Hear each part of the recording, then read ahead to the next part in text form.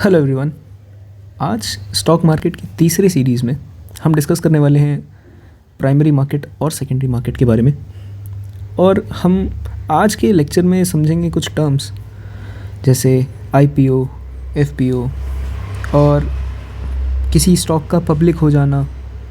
और साथ ही साथ हम समझेंगे कि इस मार्केट में रेगुलेट करने वाली बॉडी कौन है और कौन सी ऐसी रेगुलेटरी बॉडीज़ हैं इस मार्केट में जो इंश्योर करती है कि ये दोनों मार्केट्स आपस में पैरेलली चल सके और स्टॉक्स का जो लेन देन का जो प्रोसेस है वो रेगुलेट कर सके।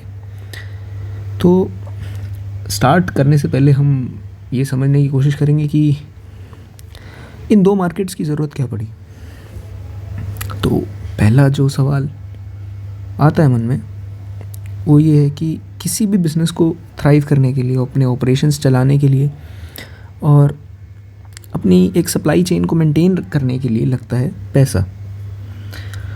तो कोई लोकल छोटे लेवल पे अगर बात करें, मतलब जब स्केल हमारा कम होता है, जब हम एक ग्रोइंग कंपनी होते हैं, तो हम इन्वेस्टर्स के थ्रू एक तरह के लोकल इन्वेस्टर्स से हम पैसा ले सकते हैं। अब जैसे जैसे हमें कैपिटल मिलेगा हमारा बिज़नेस बढ़ेगा। तो अब जब बिज़नेस बढ़ता है तो जाहिर सी बात है कि हम कैपिटल अपनी जेब से तो नहीं ला सकते। मतलब कुछ लोग ला सकते हैं, लेकिन एक जब बहुत ही बड़े लेवल पे चला जाता है तो it's not a general practice कि आप घर से या अपने आप से या अपने रिश्तेदारों से स्लैश लोकल इन्वेस्टर्स से पैसा ला रहे होंगे। तो आप पैसा मांगते हैं पब्लिक से। जी हाँ, तो पब्लिक से हम जब पैसा मांगते हैं तो पब्लिक से पैसा मांगने का एक प्रोसेस होता है स्टॉक मार्केट में, और उसको उस पैसे मांगने के प्रोसेस को रेगुलेट करने के लिए एक गवर्नमेंट के थ्रू पावर की गई बॉडी होती है जिसको हम कहते हैं सेबी, जिसकी फुल फॉर्म है securities and exchanges board of India. Securities and exchanges board of India.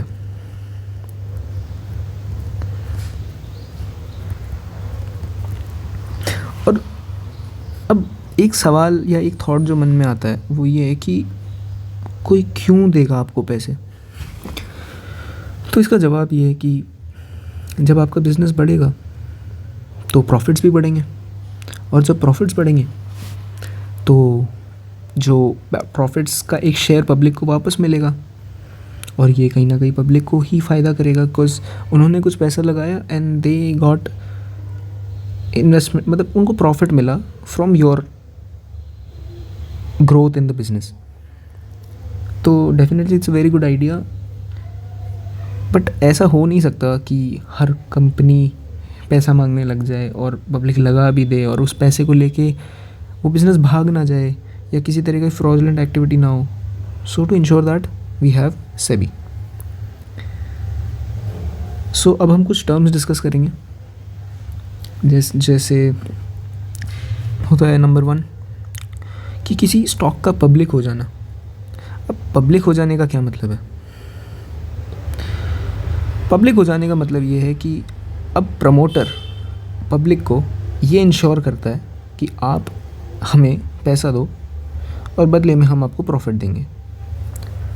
ये प्रॉफिट का मतलब ये होता है कि जब उस कंपनी को मुनाफा होगा तो उसका एक हिस्सा पब्लिक को वापस मिलता है। तो अब डिस्कस करते हैं प्राइमरी मार्केट और सेकेंडरी मार्केट के बारे में। प्राइमरी मार्केट एक तरह से वो मार्केट है जहाँ पे स्टॉक्स इशू होते हैं, और स्टॉक्स इशू होने के बाद फंड्स रेज होते हैं इस मार्केट में। सेकेंडरी मार्केट ऐसा मार्केट है जहाँ इन्वेस्टर्स डील करते हैं।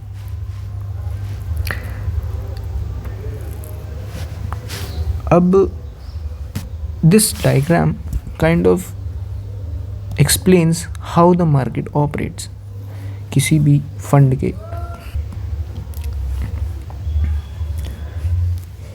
तो प्राइमरी मार्केट में वो ऐसा मार्केट है जहाँ पे शेयर्स इशू होते हैं, और जो शेयर्स इशू होते हैं उन शेयर्स के इशू होने के थ्रू हम पब्लिक से फ़ंड उठाते हैं. In exchange of that fund we give public the shares in the market, the shares in our company. और सेकेंडरी मार्केट वो एरिया है जहाँ पे इन्वेस्टर्स डील करते हैं, और ये बड़े स्केल पे होता है. मतलब ये वो मार्केट है जहाँ पे शेयर्स की ट्रेडिंग नहीं होती है. सेकेंडरी मार्केट में यहाँ पे इन्वेस्टर्स अपना पैसा निकालते हैं स्लैश लगाते हैं. Trading in secondary market gives no money to the primary market. दोनों अपने आप में अलग है. अब हम डिस्कस करने वाले हैं कुछ इश्यूज़ के बारे में. इश्यूज़ 3 तरह के होते हैं: पब्लिक, प्राइवेट और राइट्स एंड बोनस. आईपीओ और एफपीओ. आईपीओ का फुल फॉर्म है इनिशियल पब्लिक लिस्टिंग, और एफपीओ का फुल फॉर्म है फॉलो पब्लिक ऑर्डर. इसका मतलब क्या है? इनिशियल प्राइस ऑफर जो होता है वो होता है कि जब सीधा एक प्राइस डिक्लेयर हो जाता है मार्केट में कि वो होगा हमारा प्राइस, हमारे फंड का एक फ़िक्स प्राइस होगा, और हम उतना ही पैसा लेना चाहते हैं मार्केट्स या आपके पब्लिक से. फॉलो अप पब्लिक ऑर्डर जो होता है, इसमें ये वो केस इसमें यूज़ हो रहा होता है जब हमारी कंसिडरिंग अ केस जब हमारा बिजनेस बहुत ग्रो करता जा रहा है and now we need more funds. तो जाहिर सी बात है कि हम एक बार में तो सारा फंड ले नहीं पाएंगे. हमें एक फ़ंड की कंटिन्यूस नीड होगी through out the investment phase. तो ऐसे में एफपीओ यूज़ होता है. आईपीओ एक तरह का फ्रेश इशू होता है, और यहाँ नए शेयर्स इशू होते हैं जिससे बिज़नेस का कैपिटल ग्रो करता है. और तीसरी बात, मतलब जाहिर सी बात है कि अगर आपके बिज़नेस का कैपिटल बढ़ रहा है यानी कि आपको फंड्स मिल रहे हैं तो आप अपने शेयर्स रिलीज़ कर रहे होंगे. अब क्योंकि आप अपने शेयर्स रिलीज़ कर रहे हैं तो आपका जो शेयर होल्डिंग है in your own company slash जो भी आप ऑर्गेनाइजेशन में हो जहाँ जिसके लिए आप फंड्स उठा रहे हो, तो वो शेयर होल्डिंग आपकी कम हो जाएगी. Offer for sale on the other hand ऐसा है कि यहाँ कोई भी नए शेयर्स इशू नहीं होते हैं, कैपिटल उतना ही रहता है, और शेयर होल्डिंग में या तो हमारा ऑफर्ड प्राइस से कम होता है, शेयर होल्डिंग कम होती है, या तो सेम रहती है. तो अब इंडिया जैसे अलग कंट्रीज़ के अंदर अलग अलग मार्केट्स होते हैं. इंडिया में we have Sensex and Nifty, whereas US के पास है S&P 500 एंड नैस्डैक. अब सवाल ये आता है कि सेंसेक्स और निफ्टी, S&P और 500 नैस्डैक, ये होता क्या है? तो जितनी भी कंपनीज़ हैं हमारे देश की, वो उनकी हम एक लिस्ट बना लेते हैं, और उन टॉप 50 कंपनीज़ का जो प्रॉफिट है, एनुअल रेवेन्यू है, प्रॉफिट टू इन्वेस्टमेंट रेशो है, उसको एनालाइज करते हैं. निफ्टी इंडिया में इंडिया की ऊपर की टॉप 50 कंपनीज़ का ध्यान रखता है.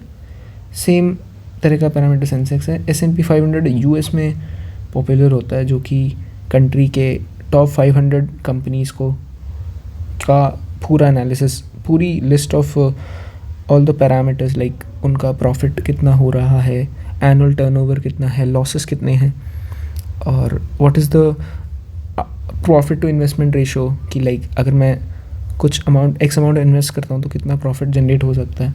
उस सब को ये वो इन पैरामीटर्स से देखा जाता है.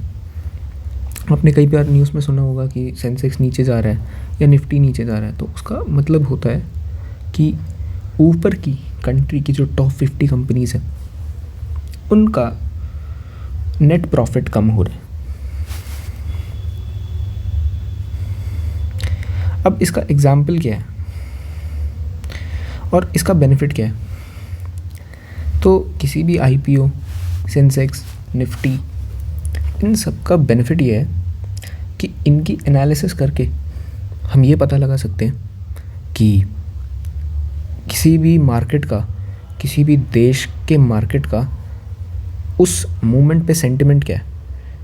The sole benefit of Sensex, Nifty and all these parameters is to have a sentiment analysis.